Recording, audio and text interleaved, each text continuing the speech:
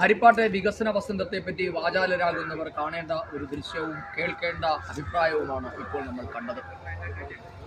കാർത്തികപ്പള്ളി പഞ്ചായത്തിന് മുഴുവൻ കുടിവെള്ളം നൽകുന്നതിന് വേണ്ടി 1983 സ്ഥാപിച്ച ഒരു വാട്ടർ ടാങ്കാണ് എനിക്ക് പിന്നിൽ കാണുന്നത്. ഇത് പ്രവർത്തനരഹിതമായിട്ട് ഏകദേശം ഇപ്പോൾ 15 വർഷത്തിന് മുകളിലായിരുന്നു. ഇത് ഏതു നിമിഷവും ഇടിഞ്ഞു വീണ് സമീപ പ്രദേശത്തെ വീട്ടുകാർക്ക് ജീവന് ഭീഷണി ഉയർത്തുന്ന തരത്തിൽ നിൽക്കാൻ തുടങ്ങിയിട്ട് തന്നെ 10 വർഷത്തിന് മുകളിലായി.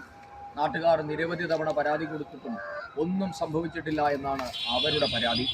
ഇപ്പോൾ ഇത് മദ്യപന്മാരുടെ ഒരു കേന്ദ്രമായി മാറിയിരിക്കുന്നു എന്ന് മാത്രമല്ല, മാലിന്യം കൊണ്ട് തള്ളുന്നതിനുള്ള കേന്ദ്രമായും ഇതിപ്പോൾ മാറിയിട്ടുണ്ട്.